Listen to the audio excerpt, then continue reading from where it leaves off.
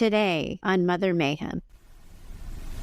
When you stop reacting, when you stop explaining, when you stop defending, their story tends to collapse under its own weight. And even if it doesn't, it loses the power it has held on to you because your nervous system learns that it's only your truth that matters in the end.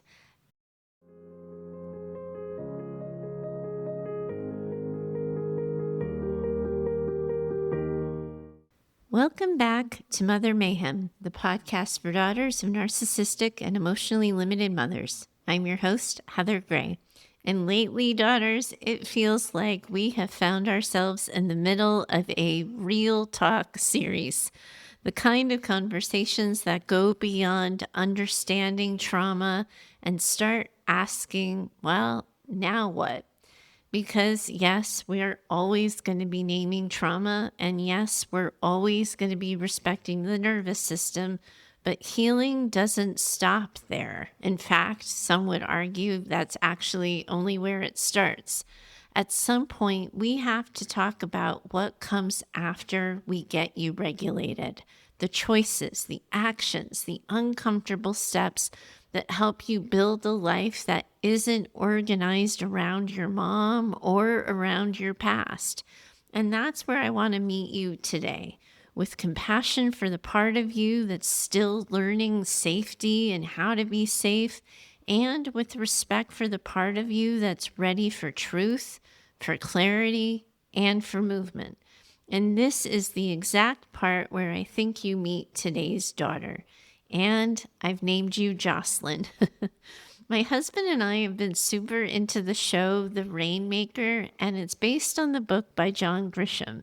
And the female lead in the TV show, well, she's something else. She's bold, she's direct, and she is as real as they come. But also, they've given her the nickname Bruiser.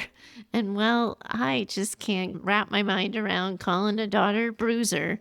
So instead, I've named you after Bruiser's real name, Jocelyn. But as I talk to all of you daughters, if you feel so called to channel your inner Bruiser, well, you're not going to hear me disagree. I'm going to find all of you Bruisers on the other side. Hi, Heather. Thanks for all you do. It's amazing and it's been so helpful and I've learned so much. I had an idea for a podcast topic that would be helpful for me and maybe for others as well. From listening to every episode so far, it's been really helpful in understanding the disorder, understanding the healing process, and all of that. But what I'm still not sure about is how do I explain my mom's diagnosis to other people, or whether or not I should even be going there. With other personality disorders and mental struggles, it's more obvious to people. If my mom, who's an undiagnosed covert narcissist, but definitely a narcissist, were walking down the street wearing a tinfoil hat, people would get that she has struggles. Unfortunately, though, social media doesn't help define what actual narcissistic personality disorder is, since it's so clickbaity. People are running around the word, oh my God, yes. People are running around throwing the word narcissist out there like anytime it suits their needs, which doesn't help those of us dealing with a person who actually has a disorder. Oh my goodness, Jocelyn. So much yes to that one. I find it hard to tell someone when I'm asked or put on the spot, no, I don't visit my parents because my mom's a narcissist and I don't have contact with her, or something similar.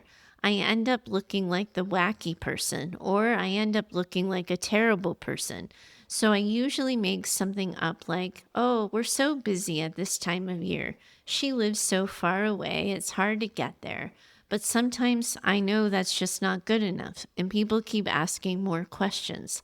They notice, for example, that my husband and I spend holidays with just the two of us. We don't have any kids. We're clear across the country where we live.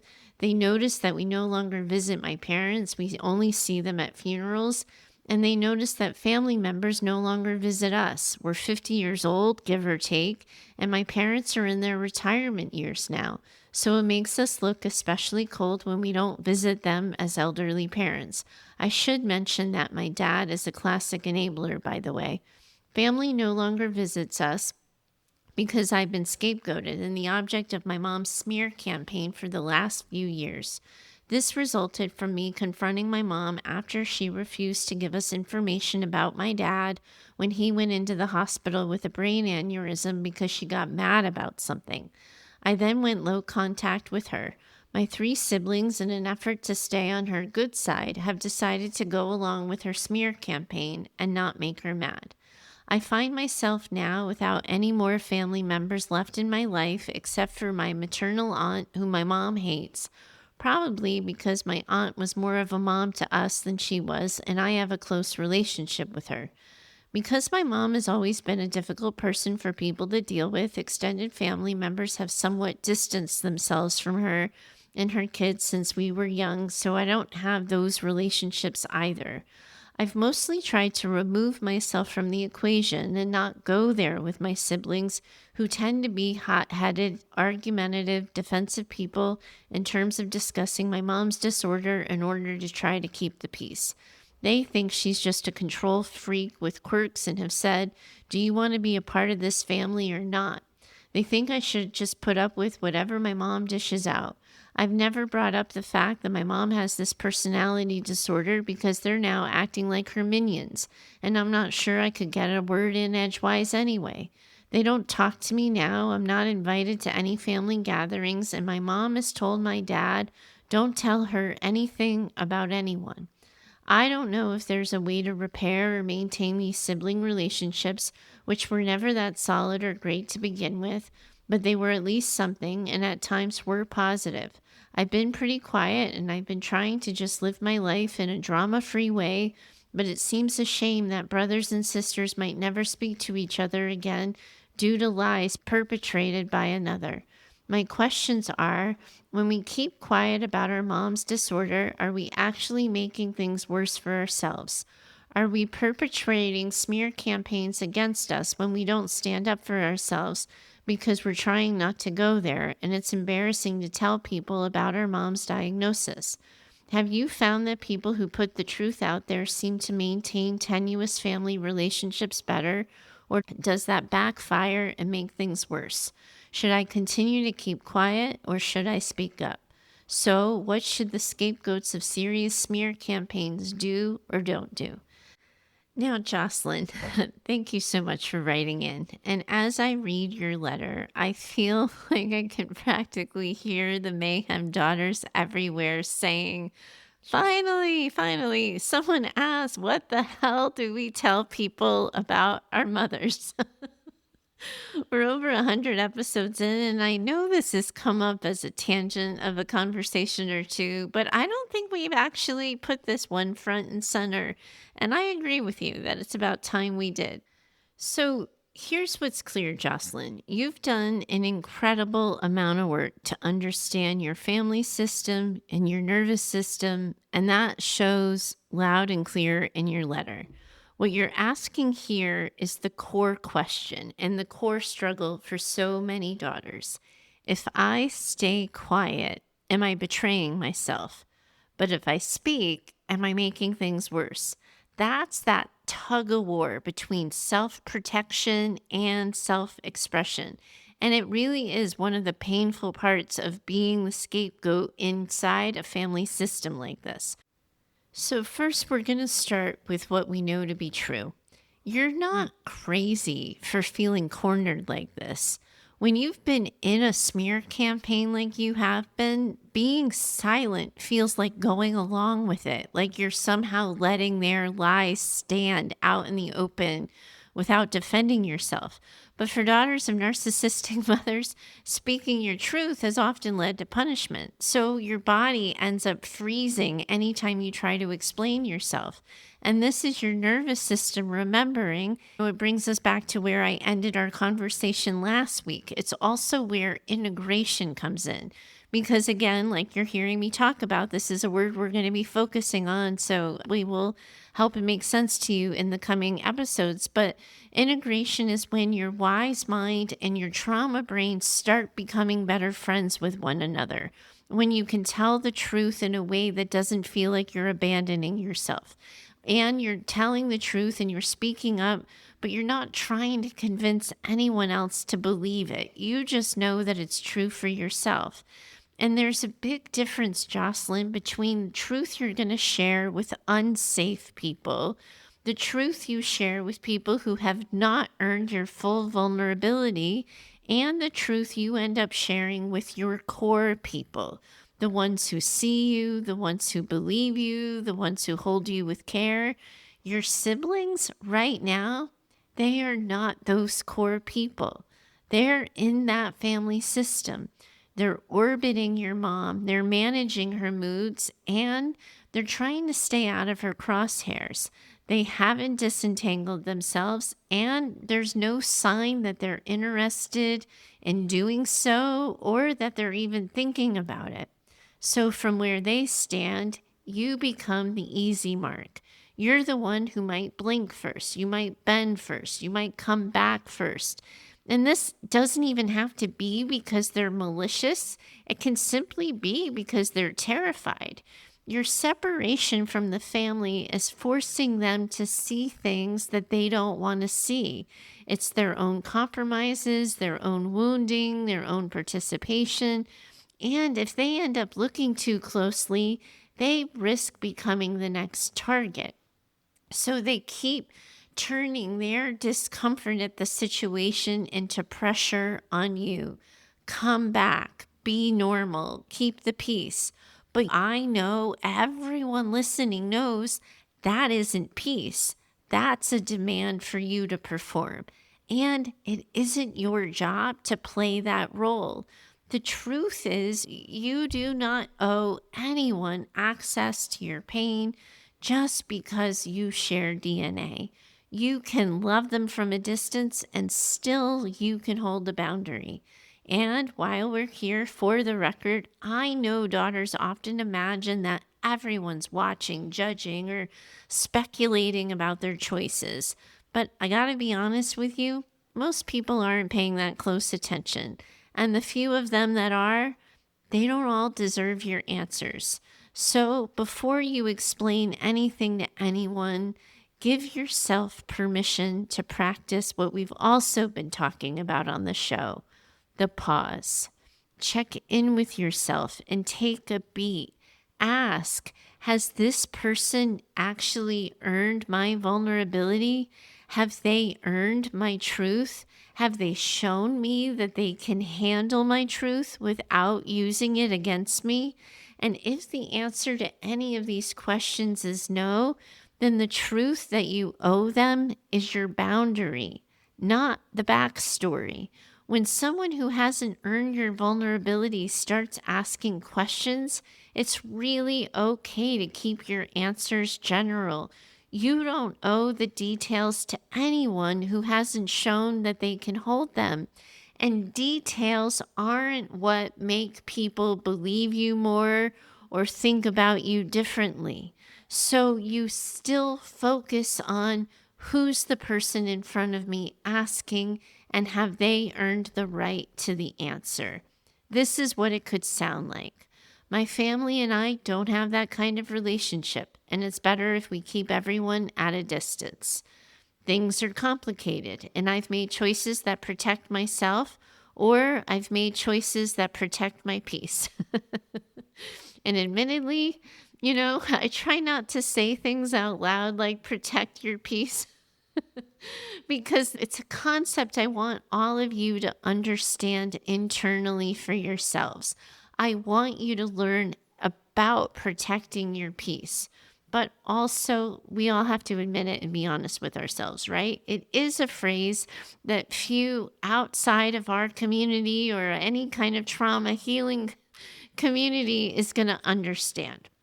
And so what it ends up doing when you use jargon like that with people not in the space is it opens you up to more discussion than you might be looking for. But I do want you to think internally about protecting your peace and what that feels like for you. And then you can say what that is. So for me, for example, instead of saying protecting my peace, I might say, I keep my distance so I don't keep getting my feelings hurt, or to protect myself from hurtful accusations. You think about what's quietly and simply true for yourselves, and then you go and you say that. Another option, if you're looking for more things to think about, how to talk about this with other people, you might say, we're not in close contact, and it's better for all of us this way. Or you might say that my family relationships create a lot of tension and conflict, so I've opted to step back.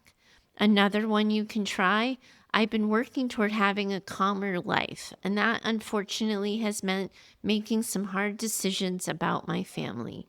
Each of those statements is true, it's contained, and it respects your boundary. You're offering your truth in proportion to your safety. But when you're with someone who is trustworthy, someone you do want to be seen by, that becomes a little bit different.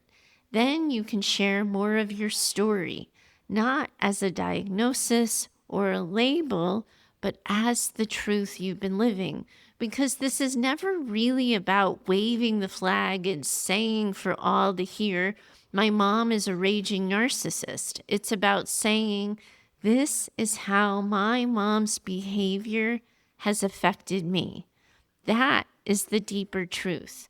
The name of the disorder doesn't actually tell anyone what it felt like, but your truth, how it hurt, what it cost you, how you've grown, that is what's going to help you feel seen, believed, and respected. And then when you're ready to open up, you might try a little heads up. It always helps to give them a heads up. It also, too, by the way, as I'm thinking this out loud, helps your nervous system have a moment or a beat or two to prepare itself as well, because you then are giving the other person permission to opt into the conversation.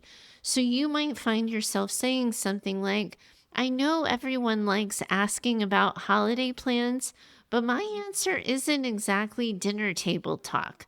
I'm happy to tell you, but I wanted to make sure you're okay with the dirty dishes kind of thing.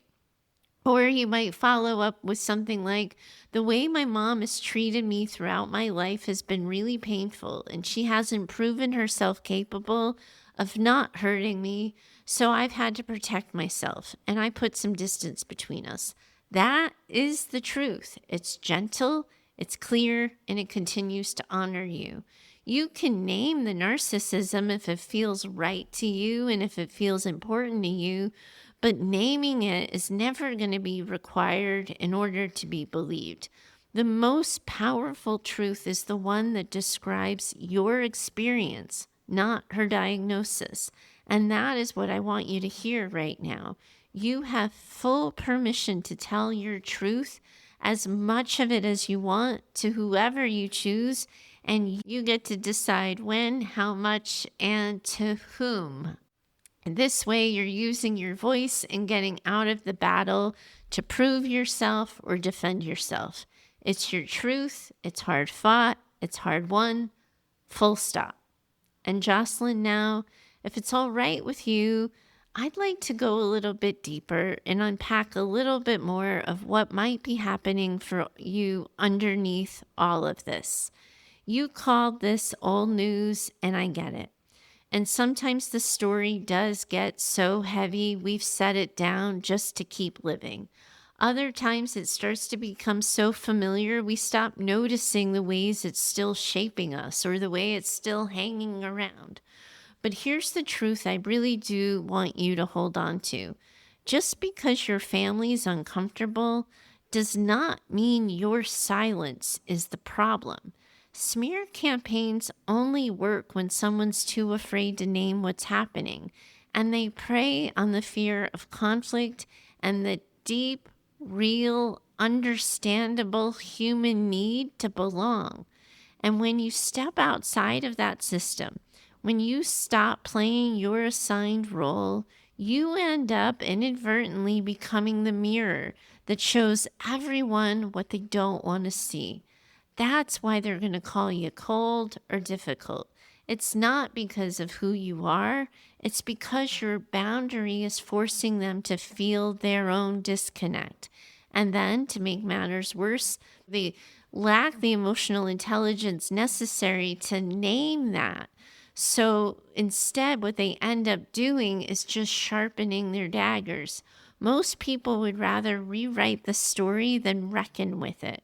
So they keep pretending to themselves that your absence is the problem, instead of facing the truth about your absence, that it's evidence, that it's proof that the family system is broken. And I know that one's a hard one to swallow because the smear campaign hits right where you're the most tender. That old longing to be understood and to be seen for who you really are. But here's what I want you to think about. You don't need their validation for your story to be true. You can't control how they explain your absence. You can only live and keep in line with your own truth. And sometimes that most powerful statement you can make is calm silence. When you stop reacting, when you stop explaining, when you stop defending, their story tends to collapse under its own weight. And even if it doesn't, it loses the power it has held on to you because your nervous system learns that it's only your truth that matters in the end. That is the work now, not clearing your name, but coming to a place of knowing and owning your truth, regardless of whether or not it will ever change theirs. I also think, Jocelyn, that there's another part to this that you might be bumping up against right now, and that is recognizing that you may never be understood by the people you really wish could understand you. Healing asks so much of all of you, and one of the things it ends up requiring almost by default is grieving relationships you wanted to repair but probably will never be able to. And I know you already know this, and I heard it in between the lines of the letters you wrote to me. But yeah, what we're talking about here is learning to accept that validation may never come from your family, and that your peace is going to end up depending on you no longer chasing it for yourself. And I want to be really clear here. I'm not talking about giving up. I'm talking about stopping the battle to defend yourself.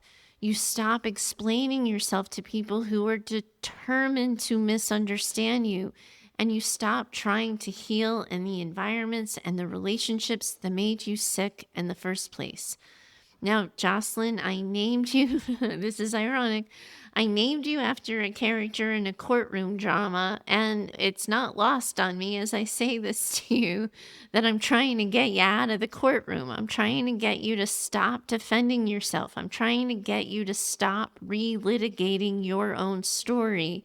And instead, I'm trying to get you to move wholly and completely and fully into your life. And I want you to hear me clearly.